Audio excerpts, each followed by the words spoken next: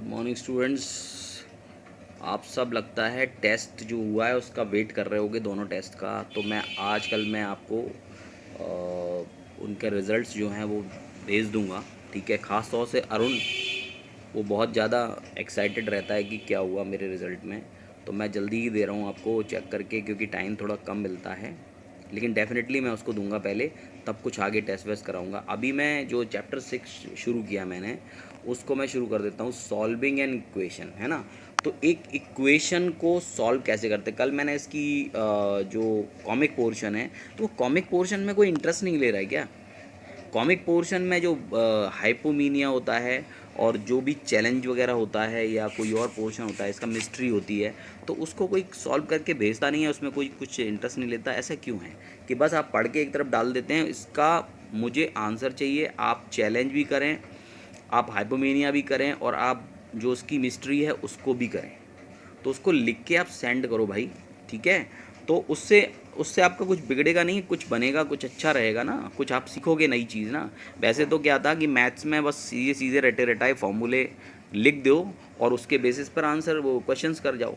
लेकिन अगर कुछ कॉन्सेप्ट है, कुछ नई चीज़ है इसमें, तो उसमें इंटरेस्ट लो, उसे उसे भी इंजॉय करो, ठीक है ना। तो उसको इंजॉय करोगे और उसको आराम से उसमें ध्यान दोगे, मन लगाओगे, तो उसके फिर आंसर्स आप आराम से लिखने लगोगे। ये 6 चैप्टर शुरू हो गया है, लेकिन मैंने देखा शुरू में कुछ स्टूडेंट्स ने भेजना शुरू किया, उसके बाद तो बस पता नहीं क्या हुआ। ठीक है, तो अभी हमें क्या करना है, हमें सॉल्विंग एन इक्वेशन, ये इक्वेशन मुझे सॉल्व करने के तरीके हैं। पहला तरीका है एक इक्वेशन को सॉल्व करने का, वो है trial and error method. Trial and error method में क्या होता है कि हम बार बार उस इक्वेशन में जो वैल्यूज़ होती हैं वो पुट करते हैं और फिर देखते हैं कि ये इक्वेशन जो है वो सेटिस्फाई हो रही है कि नहीं हो रही है। देखो, मैं आपको एग्जांपल समझाता हूँ, इसी के अंदर समझा देता हूँ कि अगर आपको इक्वेशन दी है x-4 = 1, इसका LHS यानी लेफ्ट हैंड साइड है x-1, राइट हैंड साइड है 1, ठीक है। अब मैं क्या करूँगा कि मैंने LHS साइड लिख ली और वैल्यू ऑफ x क्या रखी है, वो LHS साइड ये है और RHS साइड ये है, ठीक है। तो अब देखें आप, जब हमने x की वैल्यू 1 रखी, ये ट्रायल एंड एरर मेथड होता है कि हम बार बार वैल्यूज पुट करते हैं। हमारी इक्वेशन क्या है, x-4 = 1। अब x की कोई ऐसी वैल्यू रखनी है जिसको रखने के बाद इधर 1 आ जाए। अगर लेफ्ट हैंड साइड पर भी 1 आ जाएगा और राइट हैंड पर तो 1 है ही, तो ये इक्वेशन सेटिस्फाई। इक्वेशन का मतलब होता है कि दोनों साइड्स, ये वाली साइड और ये वाली साइड की वैल्यू एक ही हो। ऐसी वैल्यू x की रखनी है कि दोनों साइड की वैल्यू एक ही हो। जैसे पहले रखा हमने x = 1, x की वैल्यू 1 रखी, तो LHS में x की वैल्यू जब 1 रखोगे तो 1 - 4 कितना आएगा, -3। इसका मतलब है LHS और RHS इक्वल नहीं है, क्योंकि जो RHS है वो 1 है। फिर x = 2 रखा तो -2 आ रहा है, तो इसका मतलब ये भी सही वैल्यू नहीं है, क्योंकि 1 आना चाहिए। x की वैल्यू 3 रखोगे तो -1 आएगा। अगेन ये वैल्यू भी काम नहीं करेगी, ठीक है, क्योंकि उधर 1 आ रहा है। फिर हमने 4 रखा तो 4 - 4 यानी 0 हो गया। अब मैंने x की जगह पर, जो इक्वेशन है उसमें x की जगह पर 5 रखा, तो 5 में से 4 गया तो 1। इसका मतलब है कि LHS को सॉल्व करते हैं तो RHS मिल रहा है। इसका मतलब है कि ये सही है, ये दोनों साइड्स इक्वल इस कंडीशन में आती हैं। तो जब x की वैल्यू 5 रखेंगे तो ये लिखेंगे at x = 5 the value on both sides of the given equations are equal. इस इक्वेशन के अंदर दोनों साइड की वैल्यू x को 5 रख के सही हो रही है। सो x = 5 is the solution of the equation. आप समझे, ठीक है। तो आपको LHS और RHS x की ऐसी वैल्यू कि LHS और RHS दोनों इक्वल हो जाएं, ठीक है, तो आप करेंगे इसमें, ठीक है। दूसरा है, इसका दूसरा एग्जांपल भी समझते हैं। ट्रायल एंड एरर मेथड से ही है, ये भी ट्रायल एंड एरर मेथड से ही है। इसके अंदर क्या होगा, 3x + 6 कुल मिला के ये LHS साइड है, ये LHS है,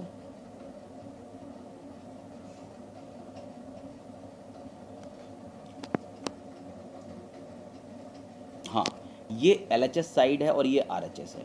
इसका मतलब आप समझ ही गए होंगे कि x की वो वैल्यू यहाँ पुट करो जिससे ये जो LHS साइड है वो भी 12 हो जाए, RHS हो जाए, ठीक है। तो अब देखो ट्रायल एंड एरर मेथड में क्या किया, ये इक्वेशन लिखी है, ये LHS है, ये RHS है। x की वैल्यू अगर 1 रखते हैं तो ये 3 + 6 9 हो जाएगा। इसका मतलब है कि दोनों साइड्स इक्वल नहीं है, बोथ साइड्स इक्वल, नो, ठीक है। सेकंड वन इज, अगर हम x की वैल्यू 2 पुट करते हैं तो 3 2 जा 6 और 6 और 6 12 हो गया। तो इसका मतलब है कि both sides equal, yes both sides equal, क्योंकि RHS में भी 12 आ रहा है और LHS में भी 12 आ रहा है। तो आप समझ गए होंगे। अब देखें इसमें क्या लिखते हैं कि at x = 2 the value of both sides of the equation are equal, so x = 2 is the solution of the given equation, ठीक है। तो आप इस तरह के एक दो क्वेश्चंस आप करेंगे तो अब समझ में आ जाएगा। वैसे भी आपको क्लियर हो गया होगा कि LHS में या RHS में जहाँ भी हमारा वेरिएबल है, उस वेरिएबल, यहाँ पर वेरिएबल x है, तो x की वो वैल्यू जिससे कि दोनों साइड्स इक्वल हो जाएं, हमें वो वैल्यू लेनी होती है और वही वैल्यू सही होती है। तो x की वही वैल्यू निकालनी होती है, ठीक है। अब देखें आप, 4x + 5 = 65, ठीक है। Find the solution of the equation, इसका मतलब है कि हमें x की वैल्यू निकालनी है ना, x की वैल्यू। तो आप 1 2 3 4 लिखते चले जाओगे, तो x की वैल्यू के लिए आप 1 2 3 4 लिखते चले जाओगे और इसके अंदर x की वैल्यू पता है कितनी आ रही है, 15 आनी चाहिए। देखो 15 4 जा 60 + 5, यानी 1 2 3 4 5 6 7 कंटिन्यूसली आप 15 तक करोगे, ठीक है। तो देखो 4 × 15, 15 4 जा 60 और 60 + 5 65, ठीक है। तो ये थोड़ा सा ट्रायल एंड एरर मेथड, इस तरह की जो थोड़ी कॉम्प्लेक्स इक्वेशन हो जाती है उसमें बहुत लंबा हो जाता है, बहुत ज़्यादा you will face some kind of difficulty कि अरे भाई इतना लंबा, यानी 1 से लेके और 15 तक करते चले जाओ। तो ये थोड़ा सा प्रैक्टिकल बात नहीं रहती किसी इक्वेशन में। तो इसमें एक छोटी छोटी इक्वेशंस आएंगी ट्रायल एंड एरर मेथड में, जो कि आराम से आप 2 3 4 स्टेप्स में कर लें, वैसी नहीं आएंगी, ठीक है। तो हम देखते हैं दूसरा टाइप भी होता है इसका, उससे देखते हैं, ठीक है। Solving equation equivalent equation method. तो मेथड से, तो मेथड तो हमें करना ही है सारे, ट्रायल एंड एरर मेथड से कोई भी क्वेश्चन आता है तो आपको वो भी करना है, ठीक है। तो अब हम दूसरे मेथड से करते हैं, equivalent equation method. Equivalent equation method का मतलब क्या हुआ कि अगर हम दोनों साइड में, उन दोनों के साइड में सेम नंबर रखते हैं, ठीक है, सेम नंबर रखते हैं और वो कैंसिल है। मैं इसका एक एग्जांपल करा देता हूँ आपको। हाँ देखिए यहाँ पर 4x + 6 = 14, solve the equation given below. तो बाई इन RHS है, हमें क्या करना है, बाई को अकेला करना है, बाई को अकेला करना है। देखिए मैं इसमें करके दिखा देता हूँ, आप उसके स्टेप्स में बहुत लंबा हो जाएगा। तो एग्जाम्पल है, ये क्या है, 4y + 6 = 14, ठीक है। अब इसके अंदर क्या है, मुझे बाई रखना है एक तरफ और दूसरी तरफ जो वैल्यू आ जाएगी वो बाई की होगी, ठीक है। तो जब ज़्यादा कॉम्प्लेक्स हो जाता है तो हम, आसान तरीका है कि आप इससे करें, ट्रायल एंड एरर मेथड की जगह इक्विवेलेंट इक्वेशन मेथड भी इस्तेमाल कर सकते हैं आप।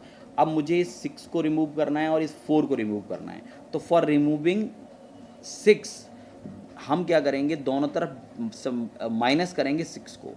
तो लिखेंगे सब्ट्रैक्ट 6 फ्रॉम बोथ साइड्स, ठीक है। दोनों तरफ से 6 हम माइनस कर देंगे, जैसे कैसे, और हम इक्वेशन में दोनों तरफ एक ही ऑपरेशन लगा देते हैं तो उस इक्वेशन की वैल्यू नहीं बदलती। हमने यहाँ भी -6 लिख दिया और 14 के साथ भी -6 लिख दिया, ये नहीं, दोनों तरफ हमने इसे अप्लाई किया। तो 6 से 6, ये वाले 6 से ये वाला 6 कट जाएगा, 4y = यहाँ 14 में से 6 कम हो जाएगा, 8 हो जाएगा, ठीक है। अब आप देखें कि आप दोनों तरफ, अब ये 4 और मौजूद है तो हम डिवाइड कर देते हैं 4 से। तो यहाँ लिखेंगे divide on both the sides by 4 भी हटाना है ना, तो हमने दोनों तरफ डिवाइड कर दिया, 4/4 कर लो, यहाँ 8/4 कर लो, तो 4 से 4 कट गया और 4 से ये 2 हो गया, तो बाई की वैल्यू आ गई 2। ठीक है, अब हमने बाई की वैल्यू आसानी से कैलकुलेट कर ली है। ठीक है, ये बहुत आसान है, आप एक बार फिर से समझ सकते हो। 4/+6 = 14। अब इसमें से मुझे एक एक करके ये दो नंबर्स, यानी हमें रिमूव करना है 6 और हमें रिमूव करना है बाई, तो हम क्या करेंगे, दोनों तरफ ये प्लस का है ना, तो हम सब्ट्रैक्ट करेंगे। अगर ये माइनस का होता तो हम ऐड कर देते, क्योंकि प्लस और माइनस दोनों के 6 होंगे तभी तो कैंसिल होंगे। तो हमने दोनों को सब्ट्रैक्ट कर दिया, यहाँ 6 को सब्ट्रैक्ट कर दिया इधर से और 6 को सब्ट्रैक्ट कर दिया इधर से, तो 6 और 6 कैंसिल हो गया, तो हमारे पास केवल 4y बचता है, यहाँ पर 8 बचता है। फिर हम डिवाइड करते हैं दोनों तरफ 4 से, क्योंकि मुझे ये वाला 4 भी हटाना है, तो मैं 4 हटाने के लिए 4 से डिवाइड कर देता हूँ दोनों तरफ। 4 × 1 = 4, बाई आ गया, और 4 × 2 = 8। ठीक है, तो बाई की वैल्यू 2 आ गई। तो आई होप कि अब ये क्लियर होगा। ठीक है, तो आप इसको अच्छे से समझना दोनों मेथड्स को, और कोशिश करना कि कुछ क्वेश्चन भी अटैम्प्ट आप कर पाएँ। ठीक है, प्रैक्टिस जोन 2 इसी पर बेस्ड है। आपको कोई भी प्रैक्टिस जोन 2 में आप कोई सा भी मेथड लगा सकते हो, ट्रायल एंड एरर भी लगा सकते हो, और सब्स्टिट्यूशन मेथड भी लगा सकते हो। दूसरा मेथड क्या है, इक्विवेलेंट इक्वेशन, तो इक्विवेलेंट इक्वेशन भी पुट कर सकते हो, आप ये दोनों कर सकते हो। तो आप क्या करेंगे, आपको जो मेथड बेस्ट लगता है, इसमें जब गिवन नहीं होता तो आप जो मेथड बेस्ट लगता है, यानी जो इक्विवेलेंट इक्वेशन मेथड है उससे भी कर सकते हैं। ठीक है, तो आप इसको करके भेजिएगा प्रैक्टिस जोन 2 को, और कोई प्रॉब्लम आती है तो वो मुझसे पूछेंगे आप। ठीक है, ये केवल 5 क्वेश्चंस हैं इसके अंदर, बहुत ज़्यादा लंबी चौड़ी एक्सरसाइज नहीं है, तो आप आराम से करिएगा। आपको कुछ प्रॉब्लम आती है इसमें इन 5 में, तो आप मेरे पास उसको व्हाट्सएप करेंगे तो मैं उसको बता दूंगा। आपको ये केवल 5 क्वेश्चंस करने हैं। ठीक है, ओके।